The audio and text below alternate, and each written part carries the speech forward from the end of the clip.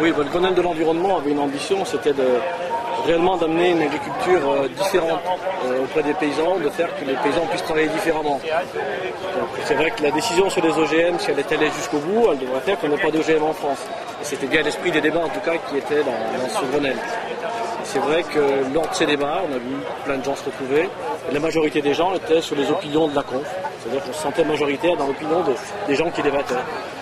Le seul problème, c'est qu'aujourd'hui, où on est en train de passer au texte de loi, on commence à être terriblement déçus, parce que sur tous les sujets, on voit beaucoup de recul, et on se demande bien où on va finir. Sur les OGM, bon, on va dire qu'il y a une petite loi, pas une grande loi, une petite loi. Le seul problème, c'est qu'on ne sait pas du tout si elle va autoriser une véritable contamination ou si elle va l'interdire. Si elle l'interdit, on dira que le Grenelle, au moins sur le plan des OGM, a été une relative réussite. Si elle ne l'interdit pas, c'est là-dessus qu'on s'oriente, c'est-à-dire vers la pollution autorisée jusqu'à 0,9%. Là, ça sera une très petite loi qui aura vu quelques éléments cadres, qui aura permis de faire en sorte que cette année, on n'ait pas d'OGM dans les champs. Mais ça sera quand même très peu par rapport à ce qu'on entendait. Et le risque que ça revienne, c'est grand. Dans un an, dans 2 ans, dans 3 ans. Quoi, les OGM? Ouais.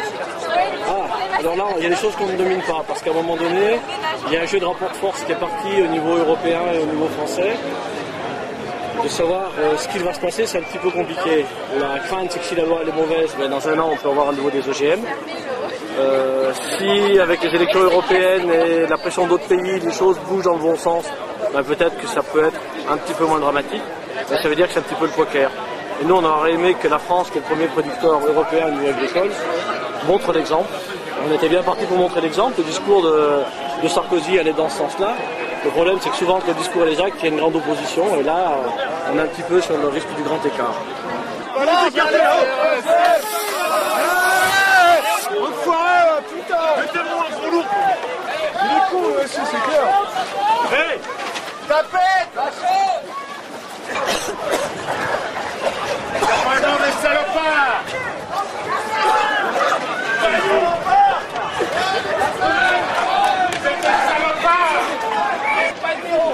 C'est la France de Sarkozy! La France de Sarkozy! C'est la France de... Oui, le chef! Eh, le chef, là! Viens prendre une déposition d'un élu! C'est un élu, quand même! Viens prendre! Viens noter! Bon, tu notes! Eh, c'est mon chef, là! Oui, le chef! J'ai vu, je vous t'envoie une Numéro du mec qui magasin! Numéro du mec qui magasin! Eh ben, lui aussi, il a pris! Ah oui, il est chef! Comment il en a pris, mais ils t'ont arrosé! Il était avec... Mais ils sont cons! Il s'arrose un peu. Il n'y a rien à faire! Il y avait une bonne raison de faire ça? Allez, circuler! Non, il Il n'y avait pas de bonne raison. Et vous avez un truc, vous avez vu ce que vous dites de là-bas aussi. Non, on n'a rien dit, on n'a rien fait, ça ne connaît. Et vous, on arrive là. C'est la sécurité de on arrive là, vous gazez vous-même. C'est pas grave. C'est pas grave, il est propre. Il est propre. C'est la sécurité. S'il vous plaît. C'est nul, reculez. Non, je veux bien ne pas passer, mais je ne reculerai pas. Donc nous sommes là maintenant à 2 pas de l'Assemblée nationale. Il est 15h45. Dans 1h15, après un hommage à Aimé Césaire, le débat sur la loi OGM en 2e lecture va commencer. Vous êtes nombreux et il faut vous faire entendre pour que les députés entendent raison. Ceux qui sont en face ont échoué cet après-midi, mais ils vont tenter de se rattraper. Et c'est là que maintenant, il faut mener le combat encore plus fort qu'avant. Eh bien, je pense que c'est à la fois symboliquement et politiquement un bon jour aujourd'hui, ce 13 mai 2008. Il y en a eu d'autres en 68, en 58. Souvent le mois de mai est un joli mois, en plus il fait beau, et à cause d'une part de la mobilisation qu'il y a depuis plusieurs années de la part de la société civile, tous les gens qui sont ici à cette manifestation, les syndicats, les associations, mais aussi les députés de l'opposition, on a réussi à repousser la loi OGM présentée par le gouvernement. Alors j'espère qu'ils ne vont pas trouver une sorte de procédure tordue pour la reproposer très vite. Et je pense que de toute façon, symboliquement, nous adresserons même solennellement au président de la République. Il voit bien que ni les agriculteurs majoritairement, ni la population majoritairement, ni les députés majoritairement ne veulent des OGM. Donc il doit y avoir une autre loi pour transposer la directive 2018, mais pas celle-là qui autorisait les OGM en France. L'UMP n'arrive pas à mettre 100 députés à 18h mardi. Ils ont un mot d'excuse grave. Ils ont un mot d'excuse de leurs parents. Nous, on était là. Ils ont un mot d'excuse de leurs parents. Parce qu'ils sont pas sûrs d'eux-mêmes, parce qu'ils ont la trouille de la pression. Mais quand ils rentrent dans leur circonscription, ils se font engueuler, etc. C'est ça la démocratie, c'est des choses. Je crois que ce résultat est à la fois le vôtre. Comme l'a dit Yves, c'est le résultat de tout un travail qui a été mené au niveau de l'opinion publique. Je crois que ce gouvernement va réfléchir à 2 fois avant de revenir avec un projet comme celui-ci devant l'Assemblée nationale.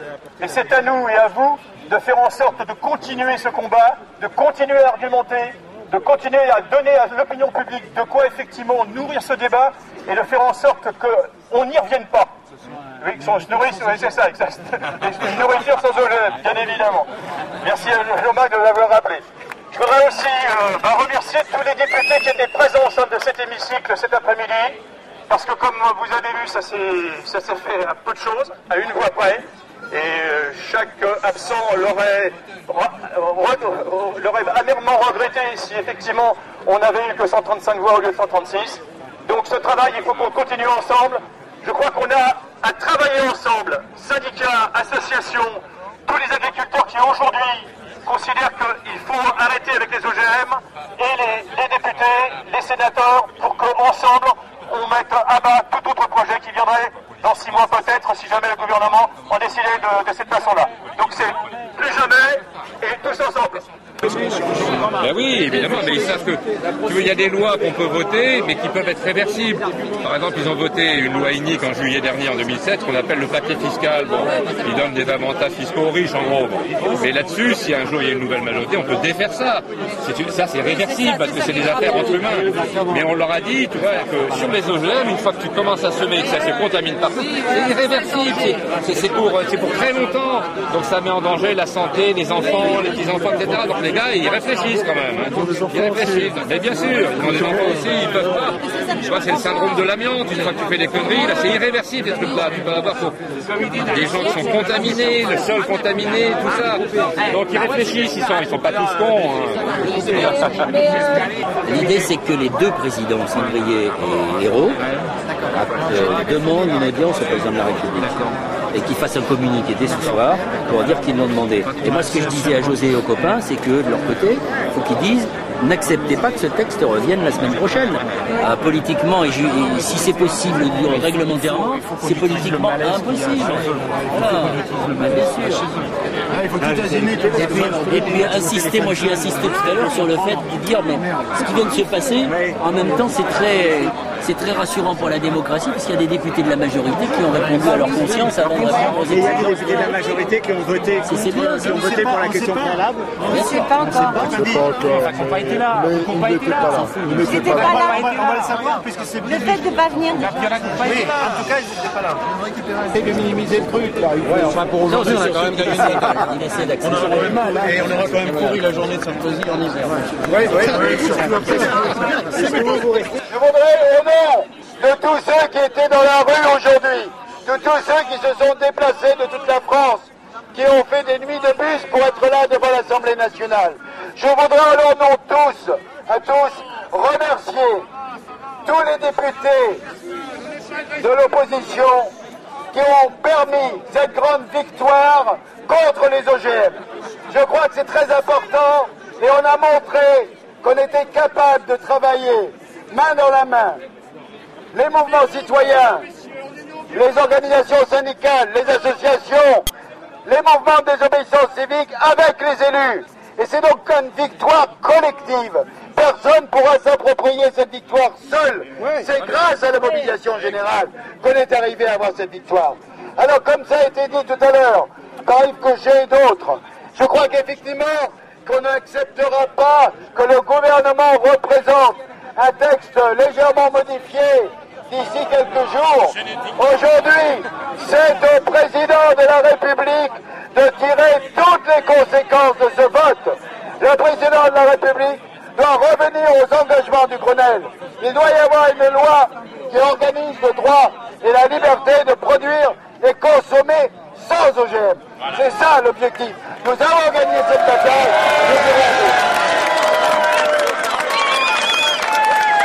Je crois que c'était tout à fait, c'est quelque chose, on y rêvait, on n'était pas sûr évidemment. Je crois que c'était tout à fait incroyable qu'en début de séance, dans les questions préalables, on puisse arriver à obtenir un tel vote. Mais ça montre qu'effectivement les députés européens étaient eux-mêmes très gênés et qu'ils n'ont pas mobilisé la manière dont ils voulaient pour faire passer les textes. C'est ça qui est extraordinaire. Donc je crois que vraiment c'est une victoire collective et c'est cela vraiment important des citoyens de ce pays qui refusent les OGM et le gouvernement ne pourra pas faire n'importe quoi. Merci beaucoup, M. Gauthier. Simplement vous saluer. Je suis la présidente de la Biocop d'Alès 40 ans et je ne les avais jamais vus. Et je vous remercie pour tout ce que vous avez fait depuis des années. Non, mais là, le nombre de voix que je calcule, il y a beaucoup de... On a donc gagné le texte. Le texte a été refusé et renvoyé. Face à cette situation, le Premier ministre vient d'annoncer, il y a moins de 5 minutes, qu'il allait donner ce texte à ce qu'on appelle une commission mixte, parlementaire mixte. Ça veut dire que très certainement, dans le courant de la semaine prochaine, le texte qui a été présenté, peut-être à peine modifié, et encore on n'en est pas sûr, va être présenté à une commission qui sera composée pour moitié de députés, moitié de sénateurs. 7 députés, 7 sénateurs, avec une représentation en fonction de la majorité. Ça veut dire, vous voyez bien ce que ça veut dire. Et avec à partir de là, les présidents et les rapporteurs. Il y aura les présidents et les rapporteurs des débats dans les deux assemblées, Sénat et Assemblée nationale. Une fois que cette commission parlementaire mixte se sera mis d'accord sur un texte, un nouveau texte, mais qui peut très bien être le même à une virgule près. Ce nouveau texte sera représenté devant l'Assemblée nationale et devant le Sénat. C'est d'abord devant le Sénat et ensuite devant l'Assemblée nationale. C'est-à-dire qu'on est reparti, on risque de repartir pour une nouvelle navette. C'est ce que voudrait mettre en place le gouvernement, c'est ce que vient d'annoncer Fillon il y a moins de 5 minutes. Ça veut dire que politiquement, ils sont très mal par rapport à ce qui vient de se passer, puisqu'un tel événement ne s'est jamais produit dans le pays depuis la loi sur le Pax, où c'était dans l'autre sens que ça s'était passé. C'était ceux qui étaient contre le Pax qui avaient mené une bataille et qui avaient gagné ce même type d'abandon de loi, et donc il y avait une nouvelle navette. Donc voilà, moi ce que je crois c'est que ce soir, on est en train de vivre malgré tout un moment historique. Et ce moment historique, il faut qu'on le savoure en tant que tel.